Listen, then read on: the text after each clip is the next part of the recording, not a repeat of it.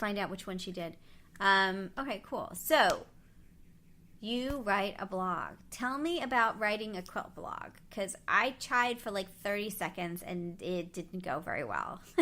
I'm dying not. I wrote 3 posts, and the third post was why I hate writing blog posts. That was the last one, and then I killed it because I couldn't do it. So tell me about writing a successful blog about quilting. Oh gosh, I don't know how successful it is from the overall standpoint, but it is long running. I started at WordPress, which is the platform that my blog is on, 5 years ago in March of 2013, and started the blog with my husband, called Our View from Iowa, and it was just going to be a kind of a general purpose blog. And he decided pretty quickly that he wanted to have a separate blog for, he's a retired physics teacher, high school physics teacher. Very cool. And so he wanted this blog for his more sciencey things. And I, after 3 or 4 months, decided I wanted a separate blog for my quilting things. So we each have our own blogs, plus we share the one called Our View from Iowa. But I started... This is kind of a funny, weird story, but Well, so in 2013, I had a really bad year. 2012 was really bad. I was depressed and I had anxiety. In 2013, I was getting pretty well recovered from those. But you know, if you know anybody who's ever had any mental illness issues with depression or anxiety, or if you do, you know that just because you don't necessarily feel depressed today doesn't mean that there's residual stuff going on. Yeah. So I was in 2013 what I would consider to be sort of in recovery from my illness. Yeah. And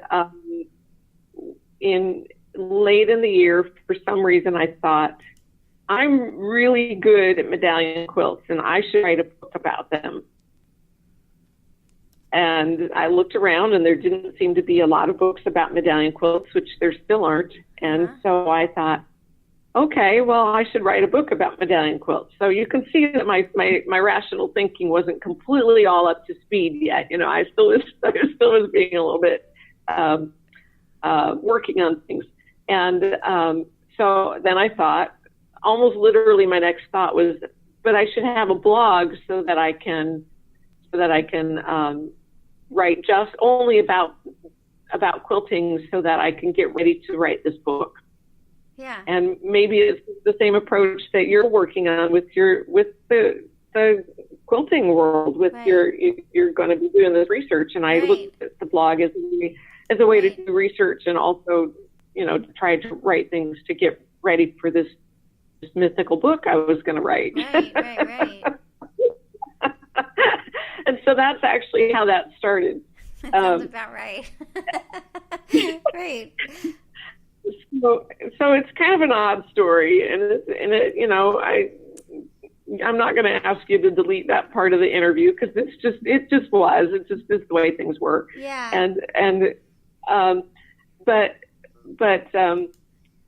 So in writing about medallion quilts, I learned so much about them, and after a year and a half or so, maybe a couple of years, I decided that I'm kind of instinctively good at these things, but I don't really know very much about design. And so I very deliberately over the next couple of years spent a lot of time actually trying to understand them from a design standpoint and about color and value and shape and line and, you know, unity and harmony and contrast and movement and all the different design elements and principles. And so I spent a lot of effort in trying to understand them better. Yeah. And then that took through that intellectual process again.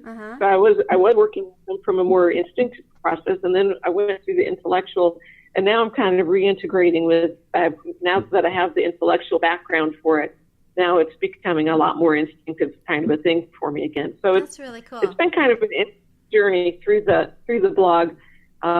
And I am working on my book again, and I'm working with someone who is going to help me to self-publish that later this year. So that's really cool. I'm really excited.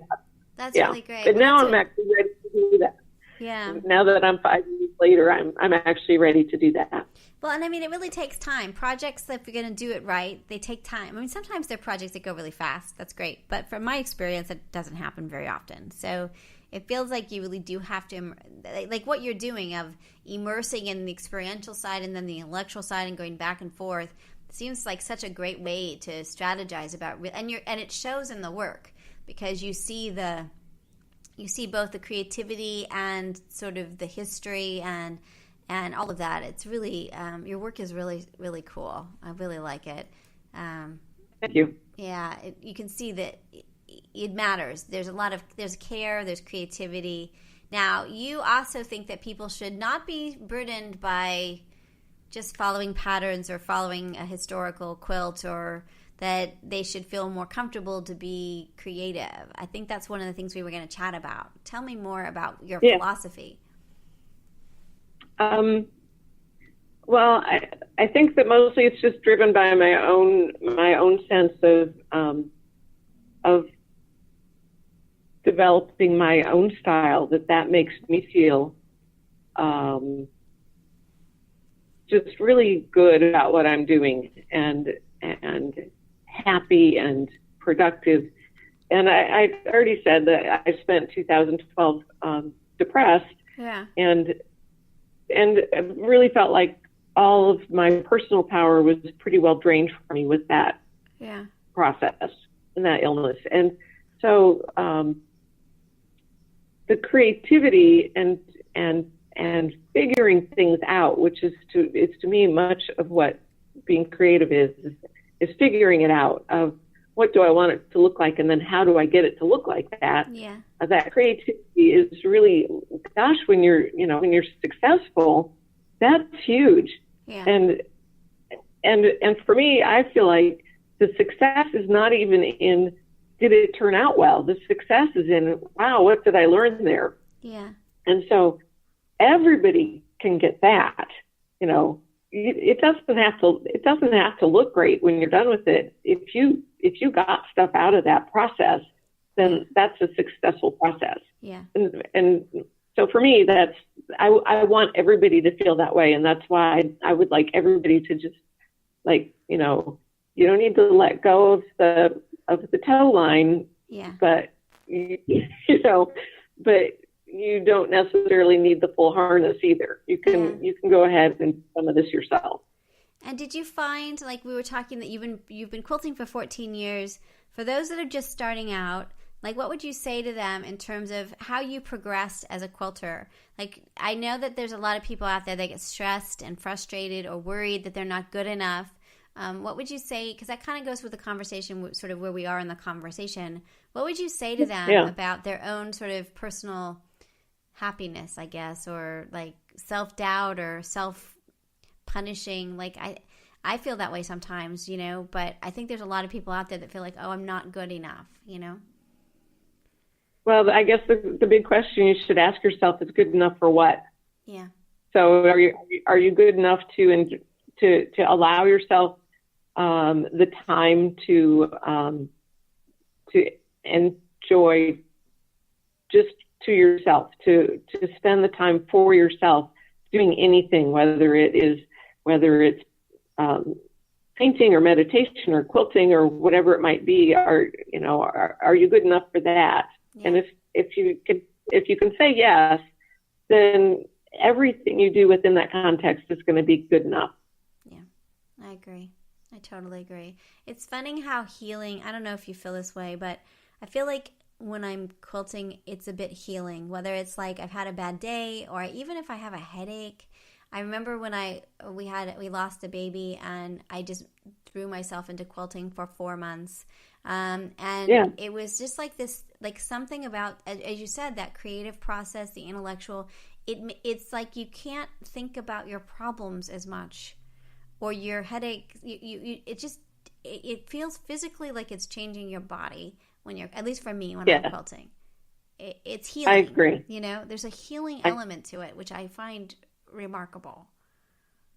I agree. And you linked a story today, and I've written stories about it, and you can see it or hear it, or if you talk to anybody about what they're quilting or whatever their immersive hobby might be, it is a thing that makes them, allows them to spend time with themselves in a way that is interesting and productive, and if they're doing it right, low stress. Yeah.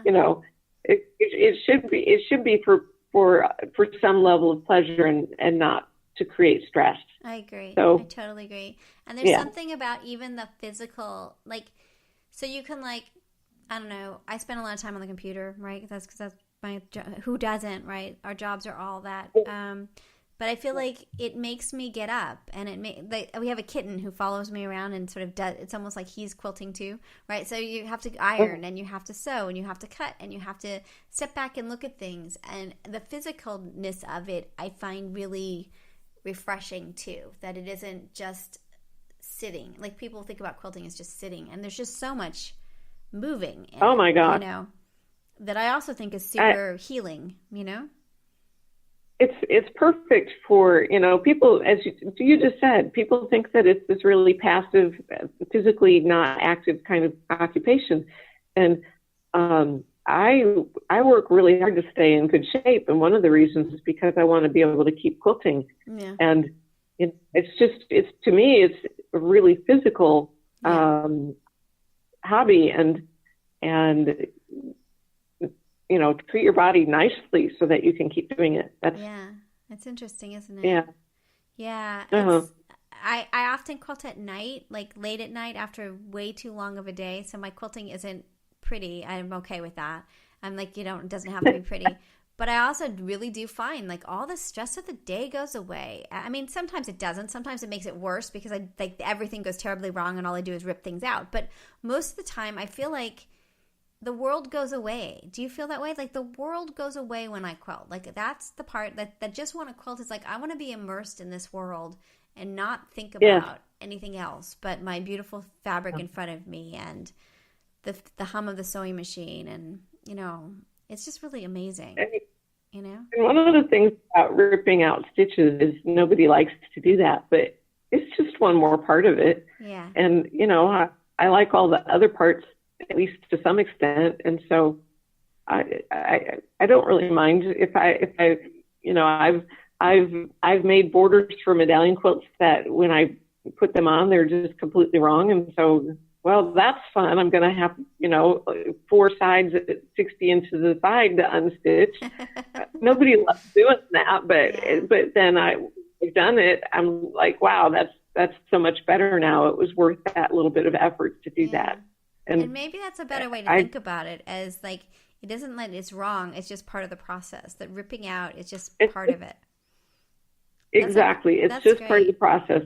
Yeah. It's just not that big a deal. Yeah. No, I think that's good. It's just the same as pressing or cutting or stitching or any of the other stuff that we do. It's just part of it. Yeah. That's a good way to think about it. Well, this is so great. Anything else that you want, before we end, anything else on your mind that you want to chat about? I just found your podcast the other day through Abby Glassenberg, and I know that the timeline between this post and today is probably enough that's not going to be very meaningful, but I just found this the other day, and this is so exciting because I do come at kind of my life through this analytical lens. And I love that you're doing research on this.